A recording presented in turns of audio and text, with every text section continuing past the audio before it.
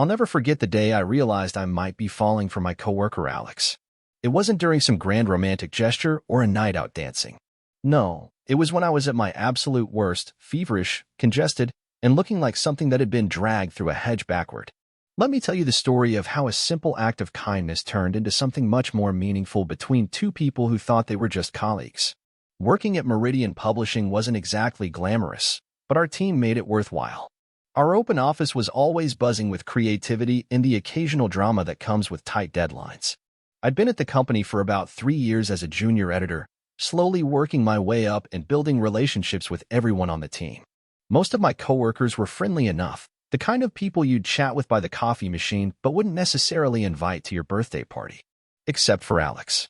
Alex had joined the company about a year after me, working in the graphic design department. From day one, there was something different about him. He wasn't loud or particularly outgoing, but he had this quiet confidence that drew people to him. He wore these vintage button-ups with the sleeves rolled up, revealing forearms covered in tasteful tattoos, constellations, and literary quotes, mostly. His dark curly hair was always slightly messy, like he'd run his hands through it one too many times while concentrating on a design, and he had these expressive brown eyes that crinkled at the corners when he laughed. Our departments collaborated often, so Alex and I found ourselves in meetings together at least once a week. We developed a comfortable rapport, exchanging knowing glances when our boss went on one of his tangents or sharing inside jokes about the office coffee that tasted suspiciously like burnt rubber. But that's all it was, friendly banter between coworkers. At least, that's what I told myself. The week I got sick started like any other. Monday morning meetings, Tuesday deadline panic, Wednesday lunch with the team. But by Thursday, I was feeling distinctly off. My throat felt like I'd swallowed glass, and there was a heaviness in my chest that made every breath an effort. I tried to power through, downing cold medicine and tea by the gallon, but by lunchtime, even my boss had noticed my deteriorating state. "Jamie, go home before you infect the entire office," she said, not unkindly. "Those manuscripts will still be here when you're better." I didn't have the energy to argue, so I packed up my things, announced to no one in particular that I was calling it a day, and trudged toward the elevator. Alex caught up with me just as the doors were closing. "Hey, you look terrible," he said, then immediately winced. "Sorry, that came out wrong. I meant you look really sick. Are you okay to get home by yourself?" I nodded, trying not to breathe directly on him. "I'll be fine. Just need to sleep it off." The elevator reached the ground floor, and we stepped out together. "Text when you get home safe, okay?" Alex said, his brow furrowed with genuine concern. I promised I would and headed out into the cold November air, which did nothing to help my already shivering body. By the time I reached my apartment, I was a mess. My fever had spiked, and I could barely fumble with my keys to get inside. I managed to text Alex as promised, a simple "made it home" with a thumbs-up emoji, before collapsing onto my bed, still wearing my coat and shoes. I slept fitfully through the afternoon and evening, waking occasionally to drink water and take more medicine. My phone buzzed several times with messages from concerned coworkers, but I didn't have the energy to respond. By Friday morning, I knew there was no way I'd make it to work. I sent a quick email to my boss and then burrowed back under my blankets, feeling utterly miserable. Being sick when you live alone is a special kind of lonely. There's no one to bring you tea, or check your temperature, or even just sit with you while you drift in and out of consciousness. I'd been independent for years and usually prided myself on it, but in moments like these, the solitude felt oppressive. Around noon, my phone lit up with a text from Alex. "How are you feeling today? Any better?" I appreciated the concern but didn't want to admit how awful I felt, so I responded with a non-committal "hanging in there" and a weak smile emoji. 3 dots appeared immediately, then disappeared, then reappeared. Finally, "What are you eating? Have you had lunch?" The truth was, I hadn't eaten anything substantial since yesterday's breakfast. My kitchen felt miles away, and the thought of cooking made my already pounding head throb harder. "Not hungry," I texted back. This time, Alex's response came quickly. "You need to eat something. What's your address?" "I'm bringing soup." I stared at my phone, convinced I was hallucinating from the fever. Alex wanted to bring me soup? We were work friends, sure, but this felt like crossing some invisible boundary. Still, the thought of hot soup that I didn't have to make myself was too tempting to resist. I sent him my address, adding, "You really don't have to do this." "I know," he replied. "See you in a couple of hours." True to his word, my doorbell rang at exactly 5:30 p.m. I dragged myself out of bed, trying to make myself somewhat presentable. A quick glance in the mirror confirmed my worst fears: pale skin, red nose, hair sticking up in every direction. I smoothed it down as best I could and shuffled to the door. Alex stood there with a large paper bag in his arms, looking unfairly attractive in a navy blue peacoat and gray scarf. His cheeks were flushed from the cold, and he had that same concerned expression from yesterday. "You look," he started, then stopped himself. "Better than yesterday," he finished diplomatically. I managed a weak laugh. "Liar. But come in anyway." He stepped inside, taking in my small but cozy apartment. "Nice place," he said, heading straight for the kitchen like he'd been here before. "I hope you like chicken soup. It's my grandmother's recipe, guaranteed to cure anything from a common cold to a broken heart." I leaned against the doorframe, watching as he unpacked the bag with efficient movements. There was indeed a large container of soup, but also a fresh baguette, a small tub of butter, a box of tea, and what looked like homemade cookies. "Did you make all this?" I asked, genuinely impressed. Alex nodded, looking slightly embarrassed. "Cooking relaxes me, and I figured you probably weren't up for grocery shopping." He found a pot in my cabinet and poured the soup in to heat it up. "Go sit down. I've got this." Too tired to argue, I retreated to my living room couch, wrapping myself in the throw blanket I kept there. From my position, I could see Alex moving around my kitchen with surprising familiarity, opening drawers until he found a ladle, checking cabinets for bowls. There was something strangely intimate about watching someone navigate your space, making decisions about where things should go and how they should be arranged. 10 minutes later, he appeared with a tray holding a steaming bowl of soup, a couple slices of bread, and a mug of tea. "Dinner is served," he announced with a small bow. The soup smelled amazing: rich chicken broth with chunks of meat, carrots, celery, and what looked like homemade noodles. I took a spoonful and nearly moaned at how good it tasted. "This is incredible," I said, already reaching for another spoonful. "Your grandmother must be an amazing cook." Alex smiled, settling into the armchair across from me. "She was. She passed away a few years ago, but she taught me everything I know about cooking. This soup was her specialty. She'd make it whenever anyone in the family was sick." "Well, I'm honored to be deemed worthy of the family recipe," I said, suddenly aware of how meaningful this gesture was. Alex wasn't just being nice to a coworker. He was sharing something personal, something connected to his family and heritage. We fell into comfortable conversation as I ate, with Alex telling me stories about his grandmother and her superstitions about food. She believed garlic could ward off not just vampires but also bad bosses and difficult clients, he said with a laugh. "Maybe we should start putting it in the office coffee." By the time I finished the soup, I was feeling more human than I had in days. The food and company had revived me somewhat, though I was still definitely sick. I expected Alex to leave once his soup delivery mission was accomplished, but instead, he glanced at the stack of DVDs beside my television. "Those are some classic movies you've got there," he commented. "Been meaning to rewatch The Princess Bride for ages." I followed his gaze. "It's one of my favorites. Perfect sick day movie, actually." There was a moment of hesitation before Alex said, "I don't have any plans tonight if you wanted to watch it. Unless you'd rather rest," which is totally understandable. The responsible thing would have been to thank him for the soup and send him on his way. I was contagious, after all, and we had to work together on Monday. But something about the way he looked at me, hopeful but ready for rejection, made me nod instead. "I'd like that," I said. "But fair warning, I might fall asleep halfway through." Alex grinned. "I'll take my chances." And that's how we ended up watching The Princess Bride on my couch on a Friday night, me bundled in blankets and Alex sitting a respectful distance away. He insisted on doing the dishes first, waving away my protest with a firm, "You're sick. Sit." When he returned, he had the box of cookies he'd brought. "Ginger and lemon," he explained. "Good for sore throats." The movie started, and I found myself watching Alex almost as much as the screen. He mouthed along to his favorite lines, his face lighting up during the sword fights. When I laughed at Miracle Max and started coughing instead, he passed me my tea without comment, his fingers briefly brushing mine. Halfway through the movie, I felt my eyelids growing heavy. I tried to fight it, not wanting this unexpected evening to end, but the combination of illness, warm food, and comfortable company was too powerful. The last thing I remember is my head slowly tilting to the side, coming to rest on something firm yet comfortable.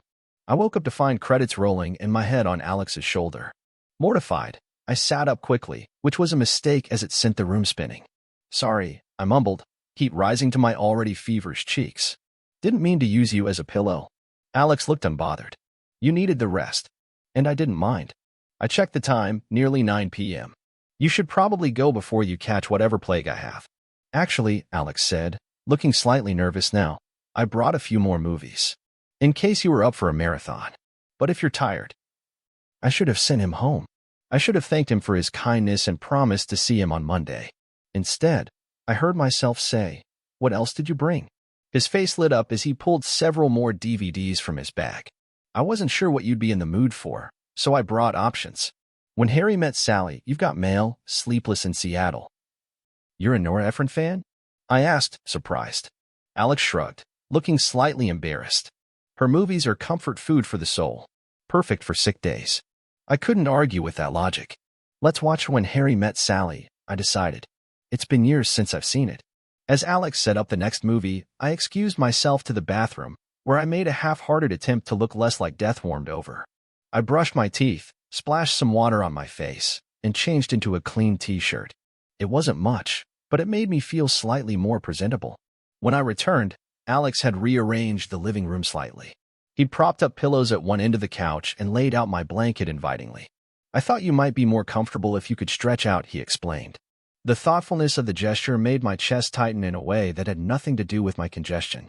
I settled into the makeshift nest, and to my surprise, Alex sat on the floor beside the couch, his back against the seat near my head. You don't have to sit on the floor, I protested. There's plenty of room up here. He glanced back at me. You're sick. You should have the whole couch to yourself. At least sit on the armchair then. Alex shook his head. I'm good here. Really? The movie started, and we fell into comfortable silence, broken occasionally by comments about the characters or quotes we particularly loved. At one point, during the famous deli scene, I laughed so hard I started another coughing fit.